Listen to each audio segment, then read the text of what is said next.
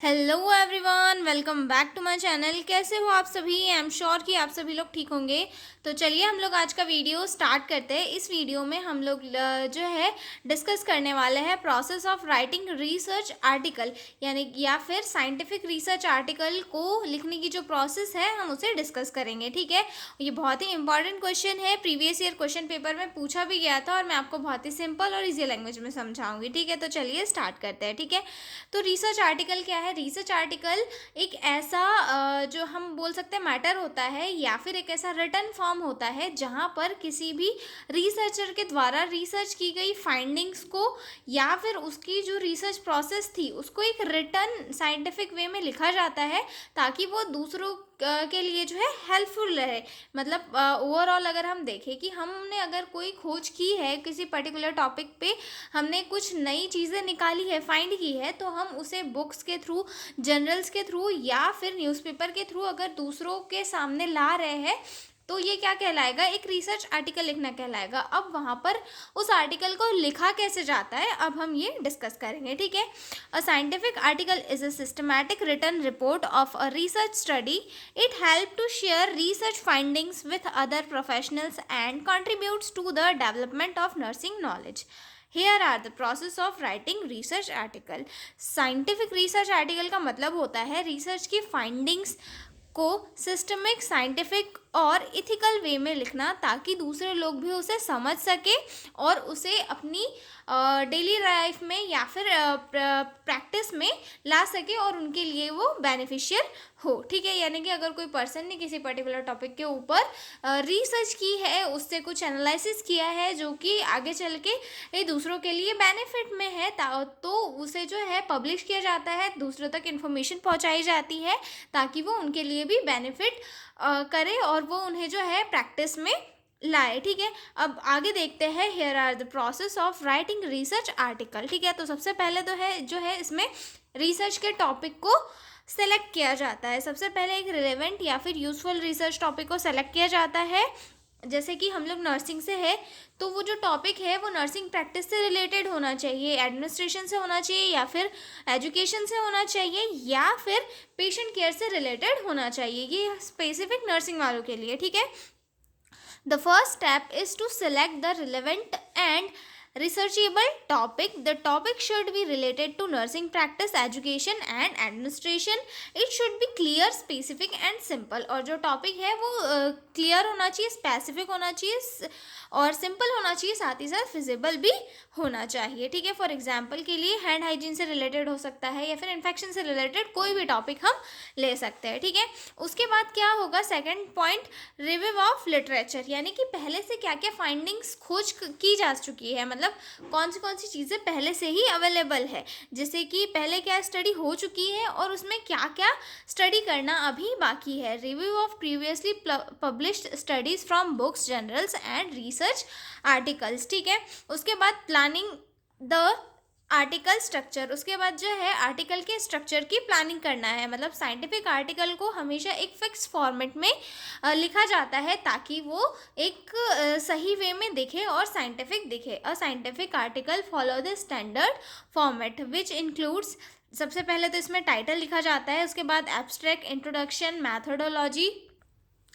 उसके बाद result, discussion, conclusion and references. ठीक है, अब हम इन्हें जो थोड़ा डिटेल में देखेंगे। ठीक है, तो इसमें नेक्स्ट पॉइंट आता है राइटिंग द एब्स्ट्रैक्ट। अब इसमें एब्स्ट्रैक्ट के पहले जो है हमने टाइटल लिख दिया। जो टाइटल क्या है, एक शॉर्ट होता है, क्लियर और मीनिंगफुल होना चाहिए टाइटल ने। ठीक है, रिसर्च का मेन आइडिया जो है उससे शो होना चाहिए, रिफ्लेक्ट करना चाहिए कि भाई ये हमारे पर्टिकुलर रिसर्च का टॉपिक है, टाइटल है जिसमें हम ये सारी चीज़ें करेंगे। ठीक है, इसमें जो है टॉपिक टाइटल में कोई भी एक्स्ट्रा वर्ड को अवॉइड करना चाहिए। ठीक है, उसके बाद जो सेकंड थिंग आती है हमारी, राइटिंग द एब्स्ट्रैक्ट। एब्स्ट्रैक्ट क्या होता है? यूजुअली 150 से 250 वर्ड का होता है, जिसमें जो है प्रॉब्लम स्टेटमेंट इंक्लूड होता है, स्टडी का एम इंक्लूड होता है, मेथड, मेजर फाइंडिंग्स और कंक्लूजन एक बहुत ही समरी शॉर्ट फॉर्म में यहाँ पर लिखा जाता है। ठीक है, abstract is a brief summary of the entire study usually written in 150 to 250 word. ठीक है, अब उसके बाद नेक्स्ट पॉइंट आता है रिटन रिटन इंट्रोडक्शन, ठीक है। अब रिटन इंट्रोडक्शन भी बहुत ज़रूरी है, क्योंकि ये क्या करता है, पूरे टॉपिक का बैकग्राउंड एक्सप्लेन करता है, ठीक है। प्रॉब्लम स्टेटमेंट यहाँ पर मेंशन की जाती है, ठीक है। और यहाँ पर जो है ऑब्जेक्टिव्स को क्लियरली लिखा जाता है, ताकि भाई पर्सन जो है अपनी स्टडी में किस चीज़ को फाइंड आउट कर रहा है, ठीक है। उसके बाद नेक्स्ट पॉइंट आता है राइटिंग मेथोडोलॉजी, ठीक है। यहाँ पर इस सेक्शन में ये बताया जाता है कि जो रिसर्च है वो कैसे की गई है, मतलब जो रिसर्च किसी भी रिसर्चर ने की है तो वो कैसे कैसे की है, यहाँ पर कौन सी रिसर्च अप्रोच यूज़ किए हैं, कहाँ रिसर्च डिज़ाइन क्या थी, सेटिंग क्या है स्टडी की, उसके बाद में सैम्पल और सैम्पलिंग टेक्निक्स कैसी थी, मतलब कौन से सैम्पल लिए थे, कैसे लिए थे, ठीक है। टूल्स कौन से यूज़ किए थे डाटा कलेक्शन करने के लिए, ठीक है। डाटा कलेक्शन प्रोसीजर क्या थी, ठीक है। और इथिकल कंसिडरेशंस क्या क्या थे, ये सारी चीज़ें जो है रिसर्च राइटिंग मेथोडोलॉजी के अंदर इंक्लूड होती है, ठीक है। This section explain how the research was conducted, मतलब जो रिसर्च है वो किस तरीके से कंडक्टेड की गई थी, ठीक है।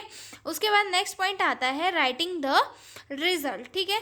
कलेक्ट डाटा को टेबल्स, ग्राफ, चार्ट में प्रेजेंट किया जाता है, और मेजर जो है इसमें सिर्फ फैक्ट लिखे जाते हैं ताकि डाटा को एनालाइज किया जा सके, ठीक है। अब डाटा तो कलेक्ट कर लिया, डाटा को एनालाइज करना भी तो ज़रूरी होता है। स्टैटिस्टिकल मेथड्स का यूज़ करके जो है डाटा को एनालाइज किया जाता है, चाहे फिर आप ले लो टेबल्स के फॉर्म में ले सकते हैं, ग्राफ के फॉर्म में ले सकते हैं, चार्ट के फॉर्म में ले सकते हैं। इन फॉर्म में जो है डाटा को क्या किया जाता है, प्रेजेंट किया जाता है, ठीक है। उसके बाद नेक्स्ट पॉइंट आता है डिस्कशन को फाइंड करना, ठीक है।